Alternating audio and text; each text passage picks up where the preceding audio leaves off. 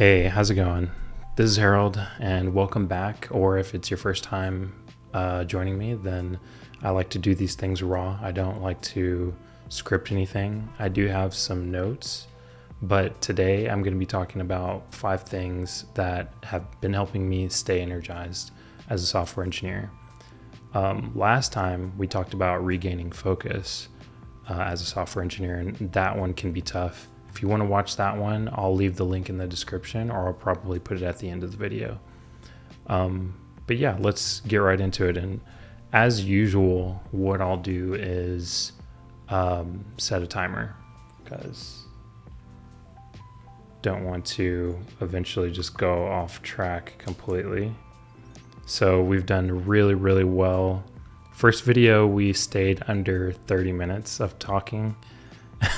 And the second video, we stayed around like 20 minutes, which was really impressive. So let's see what we can do. But always we're going to try to stay under 45 minutes. So got that timer going to make sure I don't go off the hinge too much, as I like to do. But anyway, so our 5 things that I like to do to stay organized or stay energized as a software engineer.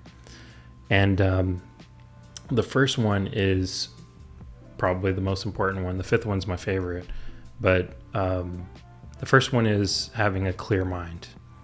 And I know you've probably watched like a bazillion like productivity videos and a lot of people talking about the dopamine detox.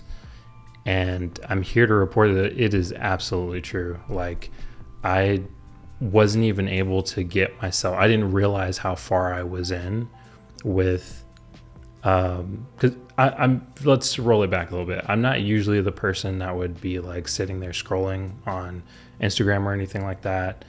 But there were occasions where I would. And so I think that it's worth investigating, even if you think you might not be the type of person to like, constantly look for information or constantly try to stay busy. You may actually be doing that.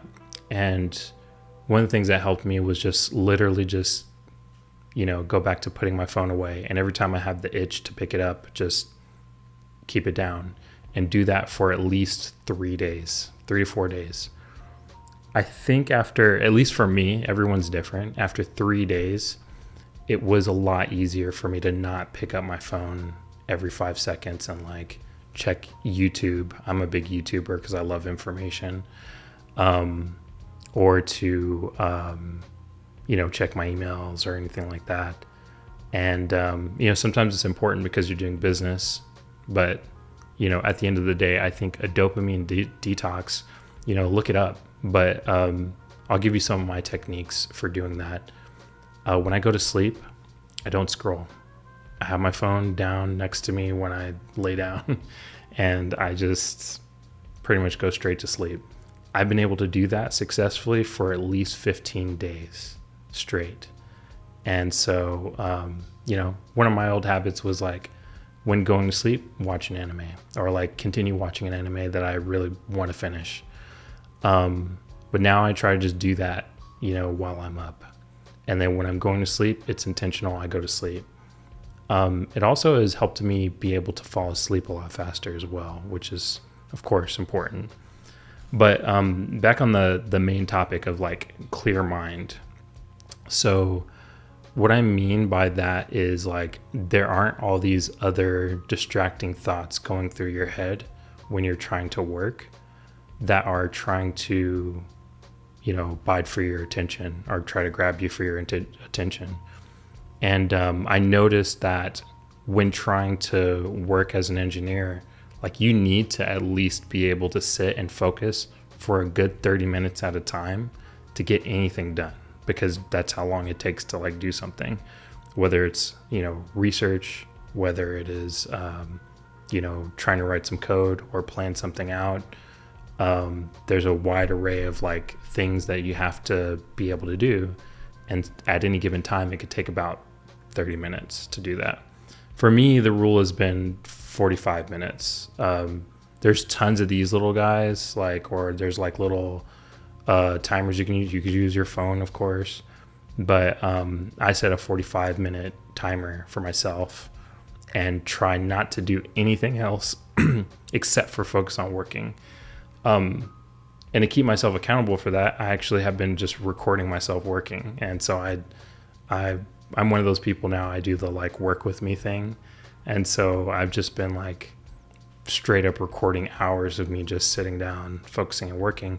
And when you have that kind of like camera on yourself, it really does like help you. You should just try it, even if you're not going to upload the video. When you have the camera on yourself, something about it just like helps you like really like lock in and just like not pay attention to anything else and focus on like what you need to actually do and get done. So that one's a really good one. The final thing on, and this is probably the longest section, but the final thing on the clear mind piece is every morning for the past, let me check,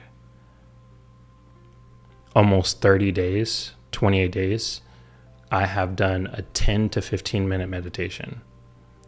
I think tomorrow will be like my 29th day doing a full like 10 to 15 minute meditation in the morning. And when I get up in the morning, I don't do anything. I basically just like, sometimes I'll start, with that mindset, like as I'm like, before I even get up, I'm just, thinking, I'm not trying to touch anything. I'm just like thinking about like what I need to do. I do grab my phone because I need it, for alarms and stuff like that. But lately I've been waking up right before my alarm, and I'll just take it, go into the living room, sit down, and literally just, sit down and like either stare at the wall. There's two things. And I said in my previous video, I think, but I stare at the wall, or I just close my eyes and think about what I want to do for that day, or I reaffirm kind of like my end goals. I have like major goals that I've like written down over for the next 2 years, and I'll just reflect on those things and visualize myself like having those things.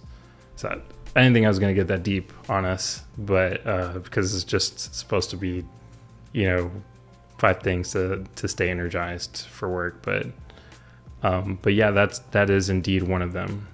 Keeping a clear mind, the detox and everything like that. So the second one is, my dad used to have this saying. He'd say like a cluttered space is a cluttered mind. And I'm not like the greatest example of this like in other places, but I will tell you what, like I keep my desk relatively clear. So I'll probably like throw up a like video on screen or something showing my desks. I have this one here and I have this one over here. And when you have like a clear desk, it really does like reflect your mentality.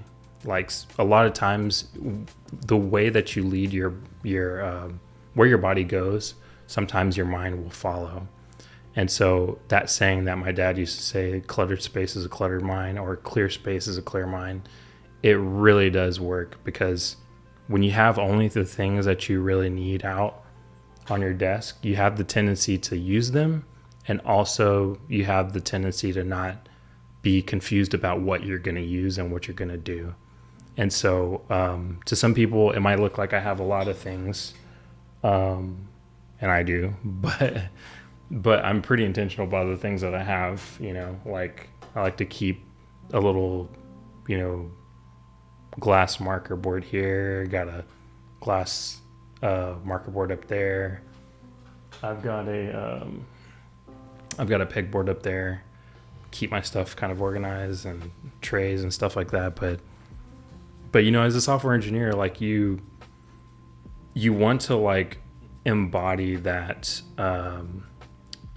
the spirit of engineering too. And so I think philosophically there was like a standard for how people like behaved in that environment, and you want to just kind of act like a scientist and like have fun with it. Like I think that's the thing about this series of videos that I'm doing here, or just like me just showing up, is just that I'm trying to build a new community of just like engineers that want to evolve with the times.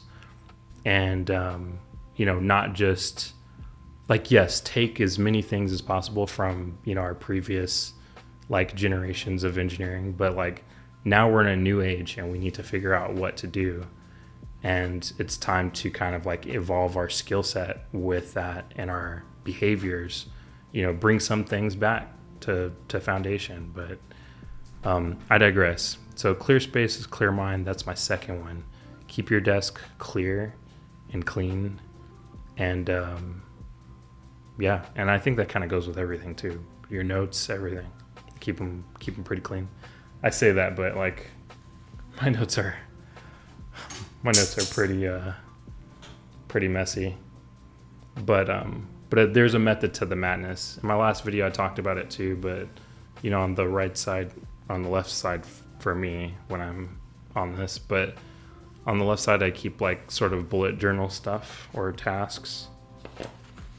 And then on the, right side, I'll keep, loose notes, theory crafting and stuff like that I need to do.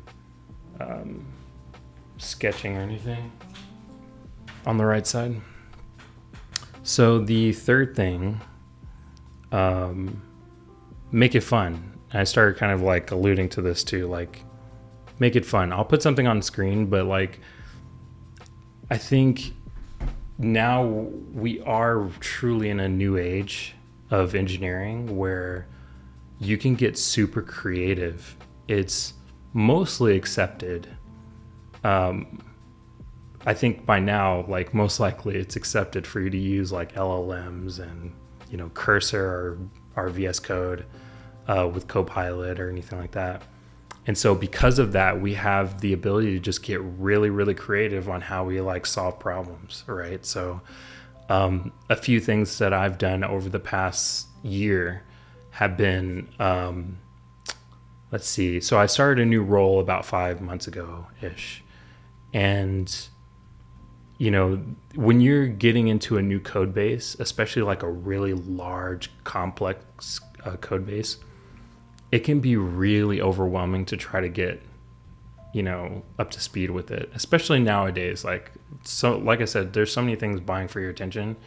So I come up with creative solutions all the time on how to just, get the information that I need and surface it in a fun way. And so to get to the point, the thing that I like to do is I'll go in and in my prompt for like a new feature, I'll say, let's create an interactive HTML document around this new issue I have. Here's the ticket. Here's the details. Let's start thinking about what our points of interest in the code are going to be. Let's pull out some code snippets of what we think we might end up doing. And let's have a checklist of like things that we want to test to like test the outcomes and things like that. And I've created some really cool HTML documents for just features that I'm working on. And it's really interactive and makes it more interesting. It gives more life into what I'm working on. And it also helps, rehabilitate that, your ability to like use your brain during, like, I hate to say it like this, but your ability to use your brain, when you have an LLM there that can do a lot of work for you. Because a lot of engineers are hitting this like issue where they're relying too much on the LLM. And I've gone through it before too. Like there's definitely a honeymoon phase where you start forgetting, because your brain doesn't need to know it. So you start forgetting how to like go in and like manually do certain things. And I'm getting rid of that. Like it's been a blast actually going back in, understanding the scaffolding of what's going on. But AI can still help you, or LLMs can still help you with, drawing the lines together, getting to that visual a lot quicker than maybe you would have. Especially with complicated projects, because back in the day, it would be like, okay, I have this new feature. I work in a really complex project. let me actually, do some research. If I'm not familiar with that area of code, I have to go and like whiteboard and like, draw some squares and like think about the relationship across all of the different things. And that is a super important skill to have. But sometimes you can get that information a little faster. And so bring that information up faster, then understanding it or even correcting the LLM. It's putting the power back into your hands as a software engineer and also allowing you to like reflex those muscles, because you don't want them to go away, because that's your power. Like that's your, that's why you're hired. At least that's what I believe. So we're almost kind of turning into, like software architects. I said gamify. I might have put something on screen. If I didn't, I'm going to do it now. But, for myself, another thing I like to do is I created this thing that kind of mimics like my brain. And I have something that I use to track the type of tasks that I do every day. Some tasks are more like knowledge based. I'm learning something. Sometimes it's an action. Sometimes it's stillness. Like, if I do some stillness exercises in the morning where I just sit in silence, all the way to, planning and, doing architecture and stuff like that. And so I have this like 3D model of my brain, my brain that like lights up different colors in different parts of my brain for an entire week, based on the types of things that I do, so that I can, reflect on those things. And so I mentioned in the last video, but like on Sunday, that's kind of like my like reflection day. So I like reflect on all the things that I've been doing this for like a month now. I've been doing the action of it for almost 5 months, but like actually like creating a tool for myself, I did that like a month ago. And what I have this ritual now that like on Sunday, I'll go ahead and just like reflect on all the things I've done that week and then clear it out, and it starts over. And then basically after that reset, I basically planned the next week to like kind of like what outcomes I want to happen. And so, it's a really good exercise to do. Just gamify it. Give yourself points for like accomplishing certain tasks, or doing certain things. And I think that's kind of like one of the biggest things is like make work fun again. I mean, think back of like when you first got your first engineering role. I mean, you might not have gotten it yet. I don't know who you are, but if you're a mid-level or a senior engineer out there, think back to the time where you got your first role, and what did that feeling feel like? You had like so much excitement. You were trying to figure out new things, and you were excited about just like working on small tickets. I think that's like the feeling you want to kind of get back to, but in a new way as a more experienced engineer. Sit with your thoughts. Number 4, sit with your thoughts. How are we doing on time? We're doing okay. We're doing all right. So one of the things that, what I mean by that bullet point that I wrote there, sit with your thoughts, is sometimes you really just need to sit and figure things out. I know I talked about like putting a timer on and like sitting and working on focusing on what you need to get accomplished, like for a certain amount of time. The companion to that is that sometimes your mind will drift and you will want to like pick up your phone and, look at something or scroll or do something. And it may feel really good to go and do that right then and there. But if you really want to solve your problem and get it over with so that you can enjoy the rest of your day, sometimes you just have to sit with your thoughts and sit with your thoughts until you have things figured out. And so what I'm really saying is just don't give in to that. After 20 minutes of working on something as an engineer, you may feel like, oh man, it's going to take a lot longer to figure this out. And then you just go off and do something else. You scroll, or you get up, or you like do something. Like, sit with your thoughts for a bit and just, figure it out. Then give yourself that reward of like, getting up and going and doing something. I don't even remember the name of this company, but I like this timer I have here, because if you notice at the top, I'm sure there's a ton of these types of things out here, but there's like a focus area up here, and then there's like a break area down here. And when the 45 minutes goes out, the alarm goes off. It's a very subtle alarm, but it then goes right into the 15 minute. And so, sometimes I take the 15 minutes, sometimes I don't. Like, I've been trying, that's how far into it I've been, like where I can like get myself to focus again. The detox really does help out a lot. It doesn't stop completely. I think it's extreme to like, especially if you've been doing it, like scrolling and like looking up things and everything like that, it's extreme to kind of cut all those things out, or playing games completely.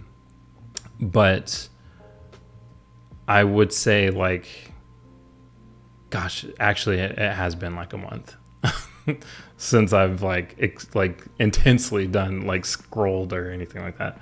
So I think that you really just want to stick to like a 45 minute and then 15-minute break. I think that's a good rule if you can't figure out one for yourself. But I just in general think that it's good practice for an engineer to sit at least 30 minutes on an issue. I digress. Sitting with your thoughts, that's the consistently. I think that's the main point of number 4. Finally, number 5, and we're still doing okay on time. The final one, what did I put here? It was make work a part of all of your goals and aspirations. Yeah.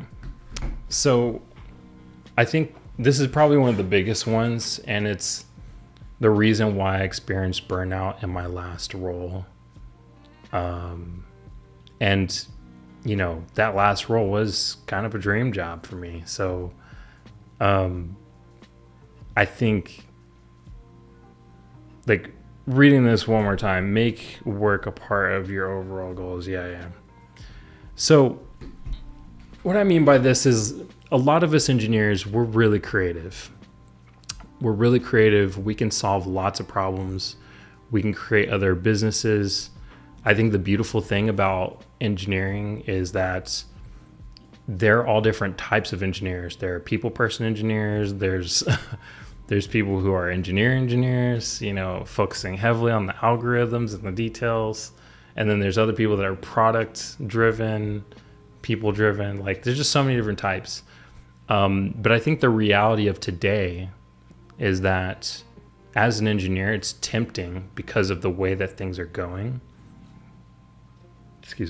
to go off and work on side projects or go build other products or companies and things like that. Nothing wrong with that at all. I think though that too often we start to treat one thing more important than the other.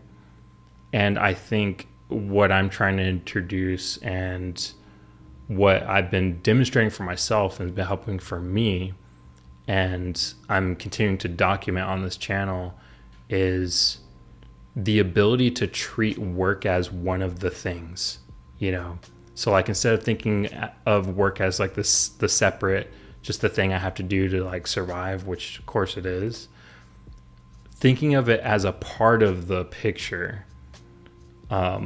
So even to the point where like in my goals, my work is a part of my goals, even though, yes, like you can be let go at any time. Like, trust me, I know you can get let go at any point in time. But I think what's important is when you do good work in one spot, it bleeds over into the other areas, and you do good work in all of your other areas. And so the last thing you want is your job to suffer because you're putting more energy into your other projects, and you don't want your other projects to suffer because you all of a sudden have to shift energy all the way back into your work. And so I just lump work into the whole thing now, where now it's a part of my main goals. I want to do excellent work there, and I want to do excellent work everywhere else as well. And it's included in my long-term goals. So even if one day my other products that I've created and my other, things that I'm working on, or publications or other things take off and revenue goes, crazy in those other areas, I don't want it's fine to let it go, but that's not basically, because it's one of the things, it's just along for the ride. And so, yes, it's a bit complicated, but I think that's what I want to do on this channel, is document the path to getting there, of getting to the point where, like, what happens when you actually have the same amount or more coming from all these other sources and products that you've created than what you make, as your career. Last thing I'm going to end this on, because that one was probably the most important one to me, is treat your job like all of your other side projects. It's just all together. I think really the heart of it is you are the business.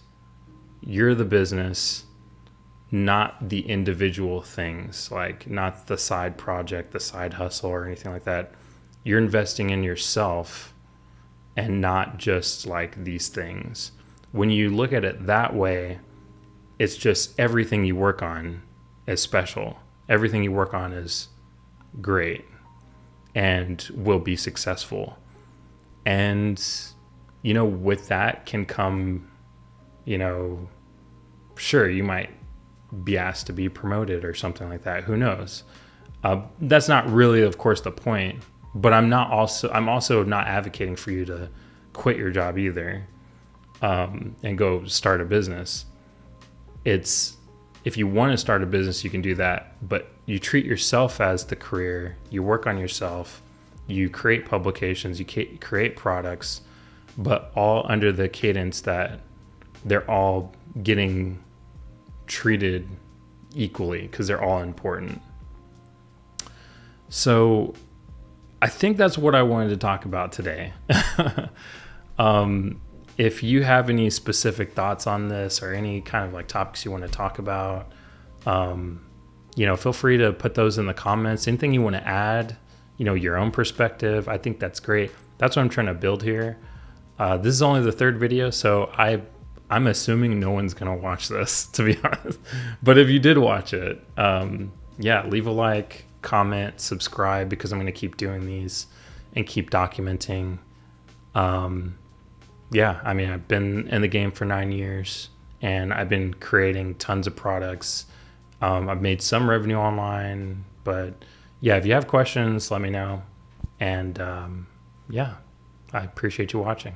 Take care.